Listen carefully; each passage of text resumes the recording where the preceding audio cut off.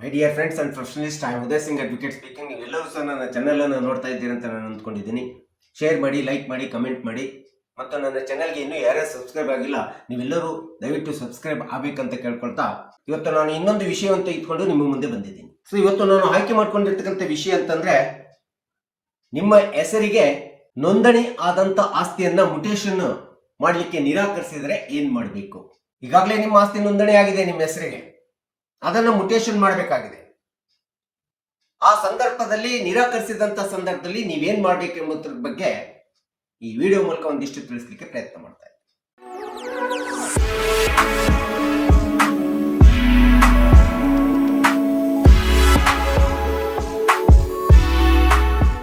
ಸಹಜವಾಗಿ ನೀವು ಯಾವುದೇ ಒಂದು ಆಸ್ತಿಯನ್ನು ಕೊಂಡುಕೊಳ್ಳುವಂತ ಸಂದರ್ಭದಲ್ಲಿ ಅದು ಸೇಲ್ ಡೀಡ್ ಇರ್ಬೋದು, ಗಿಫ್ಟ್ ಡೀಡ್ ಇರ್ಬೋದು, ಅಥವಾ ವಿಲ್ ಡೀಡ್ ಇರ್ಬೋದು, ಅಥವಾ ಮಾರ್ಟ್ಗೇಜ್ ಇರ್ಬೋದು. ಈ ಎಲ್ಲ ವಿಧಗಳಲ್ಲಿ ನಾವು ಆಸ್ತಿಯನ್ನು ಖರೀದಿ ಮಾಡ್ತೀವಿ. ಸೊ ಈ ರೀತಿ ಖರೀದಿ ಮಾಡಿದಂತ ಆಸ್ತಿಯನ್ನ ನಮ್ಮ ಹೆಸರಿಗೆ ಮುಟೇಶನ್ ಅಥವಾ ವರ್ಗಾವಣೆ ಮಾಡ್ಕೋಬೇಕು. ಅದರಲ್ಲಿ ಫಾರ್ಮ್ ನಂಬರ್ 10 ಇರ್ಬೋದು, ಅಥವಾ ಫಾರ್ಮ್ ನಂಬರ್ 3 ಇರ್ಬೋದು. ಇದಕ್ಕೆ ವರ್ಗಾವಣೆ ಮಾಡಿಕೊಡಿ, ಮುಟೇಶನ್ ಮಾಡಿಕೊಡಿ ಅಂತ ಕೇಳುವಂತ ಸಂದರ್ಭದಲ್ಲಿ ಬಹಳಷ್ಟು ತಕರಾರು ಬರ್ಬೋದು, ಅಥವಾ ನಿರಾಕರಿಸತಕ್ಕಂಥದ್ದು ಸಹ ನಾವು ನೋಡ್ತಾ ಇದ್ದೀವಿ. ಈ ಮೇಲೆ ತಿಳಿಸಿದಂತ ಯಾವುದೇ ಇಮ್ಮೂವೇಬಲ್ ಪ್ರಾಪರ್ಟಿ ನಿಮ್ಮ ಹೆಸರಿಗೆ ನೋಂದಣಿ ಆದ ನಂತರ ನೀವು ಅದನ್ನ ಮುಟೇಶನ್ ಮಾಡಿಸ್ಕೊಳ್ಳಿಕ್ಕೆ ಗ್ರಾಮ ಪಂಚಾಯತಿಗೆ ಹೋಗ್ಬೋದು, ಪುರಸಭೆಗೆ ಹೋಗ್ಬೋದು, ಅಥವಾ ಪಟ್ಟಣ ಸಭೆಗೆ ಹೋಗ್ಬೋದು, ಅಥವಾ ನಗರ ಸಭೆಗೂ ಸಹ ಹೋಗ್ಬೋದು. ಇನ್ನು ಅಂತಿಮವಾಗಿ ಭೂಮಿಗೆ ಬಂದಂತ ಸಂದರ್ಭದಲ್ಲಿ, ಭೂಮಿ ವಿಷಯಕ್ಕೆ ಬಂದಂತ ಸಂದರ್ಭದಲ್ಲಿ ಸಂಬಂಧಪಟ್ಟಂತ ತಹಸೀಲ್ದಾರ್ ಆಫೀಸಿಗೆ ನೀವು ಹೋಗಿ ಸಂಬಂಧಪಟ್ಟ ಎಲ್ಲ ದಾಖಲೆಗಳನ್ನು ಹಚ್ಚಿ ಅರ್ಜಿಯನ್ನು ಕೊಟ್ಟು ನಿಮ್ಮ ಆಸ್ತಿಯನ್ನ ನಿಮ್ಮ ಹೆಸರಿಗೆ ಮುಟೇಶನ್ ಮಾಡಿ ವರ್ಗಾವಣೆ ಮಾಡಿಕೊಡಿ ನಮ್ಮ ಹೆಸರಿಗೆ ಅಂತೇಳಿ ನೀವು ಕೊಟ್ಟಿರ್ತೀರಿ. ಎಲ್ಲ ದಾಖಲೆಗಳನ್ನು ಕೊಟ್ಟಂತ ಸಂದರ್ಭದಲ್ಲಿ, ಮುಟೇಶನ್ ಮಾಡುವಂತ ಸಂದರ್ಭದಲ್ಲಿ ಯಾರೋ ಒಬ್ರು ಬಂದ್ಬಿಟ್ಟು ನಡುವೆ ತಕರಾರು ಅರ್ಜಿಯನ್ನು ಹಾಕ್ತಾರೆ.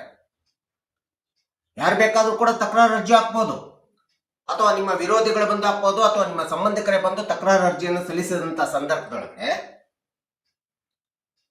ಅಂತ ಸಂದರ್ಭದಲ್ಲಿ ಸಹಜವಾಗಿ ಸಂಬಂಧಪಟ್ಟಂತ ಸಿಬ್ಬಂದಿಗಳಿರ್ಬೋದು, ಕಚೇರಿಯ ಸಿಬ್ಬಂದಿಗಳಿರ್ಬೋದು, ಅಥವಾ ಅಧಿಕಾರಿಗಳಿರ್ಬೋದು, ನಿಮ್ಮ ಅರ್ಜಿ ಮತ್ತು ದಾಖಲೆಗಳು ಎಲ್ಲ ಸರಿ ಇದ್ದರೂ ಸಹ, ಕಾನೂನುಬದ್ಧವಾಗಿದ್ದರೂ ಸಹ ನ್ಯಾಯಾಲಯಕ್ಕೆ ಹೋಗಿ ಅಂತೇಳಿ ಹೇಳ್ತಾರೆ. ಸೊ ನೀವೆಲ್ಲ ಸರಿ ಇರ್ತದೆ, ಆದ್ರೆ ನಿಮಗೆ ಏನ್ ಮಾಡ್ತಾರೆ, ಅವರು ನ್ಯಾಯಾಲಯಕ್ಕೆ ಹೋಗಿ ಅಂತೇಳಿ ಕೇಳ್ತಾರೆ. ತಕರಾರು ಬಂದಿದೆ, ನ್ಯಾಯಾಲಯಕ್ಕೆ ಹೋಗಿ ಅಂತೇಳಿ ಹೇಳ್ತಾರೆ.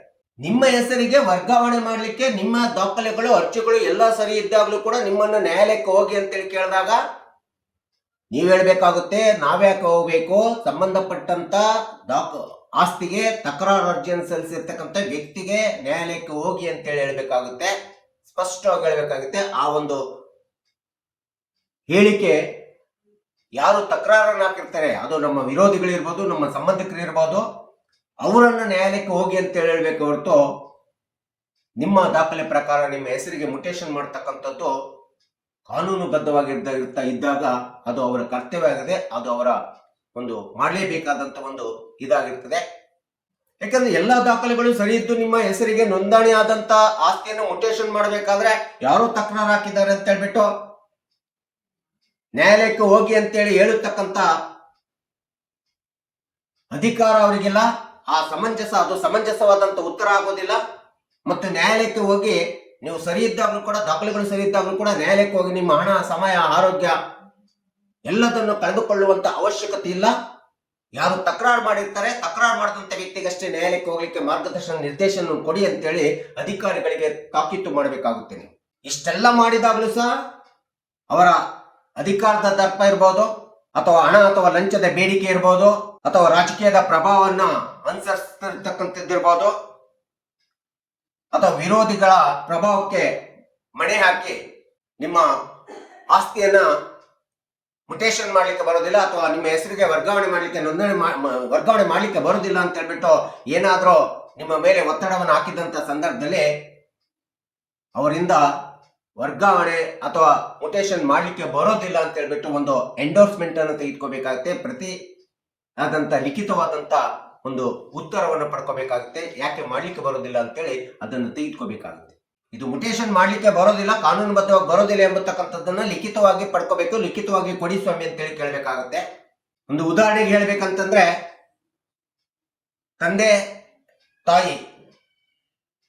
ತಾನು ಸಾಯುವುದಕ್ಕಿಂತ ಮುಂಚೆ ತನ್ನ 4 ಜನ ಮಕ್ಕಳಿಗೆ ಇರ್ತಕ್ಕಂಥ ಆಸ್ತಿಯನ್ನ ಇಂತಿಂತರಿಗೆ ಇಷ್ಟಿಷ್ಟು ಹಂಚಿಕೆ ಆಗ್ಬೇಕಂತ ಹೇಳ್ಬಿಟ್ಟು ಬಾಂಡ್ನಲ್ಲಿ ಸ್ಪಷ್ಟವಾಗಿ ಬಾಂಡ್ನಲ್ಲಿ ಬರೆದ್ಬಿಟ್ಟು ಸ್ಟಾಂಪ್ ಡ್ಯೂಟಿ ಕಟ್ಟಿ ಬಾಂಡ್ನಲ್ಲಿ ಬರೆದು as per registration act 1908 section 17 ಪ್ರಕಾರ ಅದನ್ನು ನೋಂದಣಿ ಮಾಡಿಸಿ ಇಬ್ರು ಸಾಕ್ಷಿಗಳನ್ನು ಹಾಕಿಸಿ ನೋಂದಣಿ ಮಾಡಿಸಿರ್ತಾನೆ.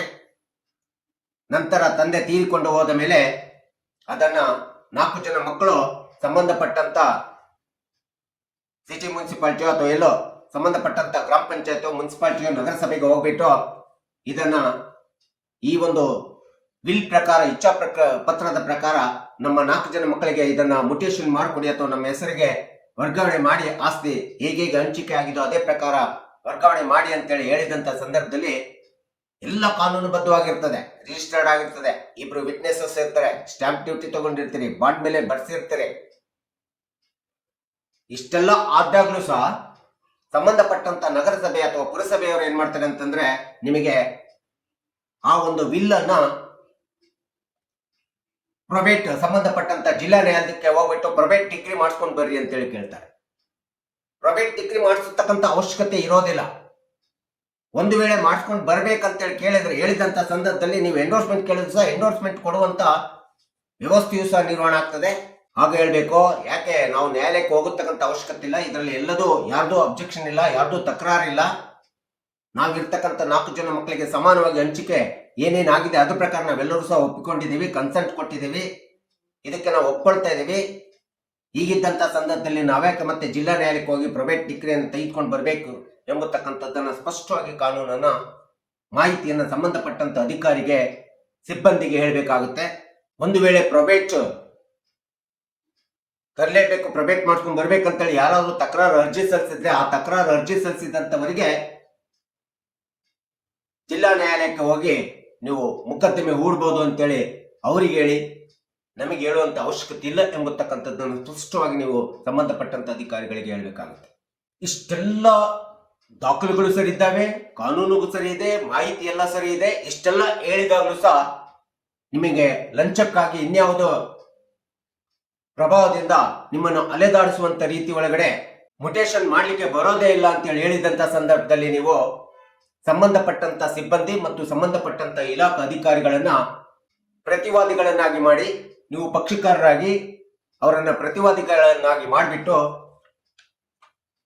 ನಿಮ್ಮ ಸಂವಿಧಾನಾತ್ಮಕವಾದಂತ ಮೂಲಭೂತ ಹಕ್ಕು ಅಂತೇನಿದೆ, ಸಂವಿಧಾನಾತ್ಮಕವಾದಂತ ಪರಿಹಾರ ಹಕ್ಕು ಅಂತಿದೆ, ಆ ಪರಿಹಾರ ಹಕ್ಕಿನ ಪ್ರಕಾರ ಒಂದು ಹೈಕೋರ್ಟಿನಲ್ಲಿ ಸಂಬಂಧಪಟ್ಟಂತ ನಿಮ್ಮ ಹೈಕೋರ್ಟಿನ ವ್ಯಾಪ್ತಿಗೆ ಸೆಕ್ಷನ್ 226 227 ಪ್ರಕಾರ ನೀವೇನಾದ್ರೂ ಒಂದು ಹೈಕೋರ್ಟ್ನಲ್ಲಿ ರಿಟ್ ಅಂತೇಳಿ ಹಾಕಿದ್ರೆ, ರಿಟ್ ಪಿಟಿಷನ್ ಅನ್ನು ಹಾಕಿದ್ರೆ, ಅಂತ ಒಂದು ಅಧಿಕಾರಿ ಮತ್ತು ಸಿಬ್ಬಂದಿ ವಿರುದ್ಧ ರಿಟ್ ಪಿಟಿಷನ್ ಅನ್ನು ಹಾಕಿದ್ರೆ ಆ ಸಂದರ್ಭದಲ್ಲಿ ಹೈಕೋರ್ಟು ನಿಮ್ಮ ದಾಖಲೆಗಳನ್ನು ನೋಡಿ, ನಿಮ್ಮ ದಾಖಲೆಗಳೆಲ್ಲವೂ ಸರಿ ಇದ್ದಾಗಲೂ ಸಹ ನಿಮ್ಮ ಆಸ್ತಿಯನ್ನು ನಿಮ್ಮ ಹೆಸರಿಗೆ ಮುಟೇಶನ್ ಮಾಡಲಿಕ್ಕೆ ತಿರಸ್ಕಾರ ಮಾಡಿದಂತ ಸಂಬಂಧಪಟ್ಟಂತ ಇಲಾಖಾ ಅಧಿಕಾರಿಗಳಿಗೆ ಮತ್ತು ಸಿಬ್ಬಂದಿಗಳಿಗೆ ಸ್ಪಷ್ಟವಾಗಿ ನಿಮ್ಮ ರಿಟ್ ಪಿಟಿಷನ್ ವಿವರಣೆಯನ್ನು ತೆಗೆದುಕೊಂಡು ನಿಮ್ಮ ಕರ್ತವ್ಯವನ್ನು ನೀವು ನಿರ್ವಹಿಸಿ.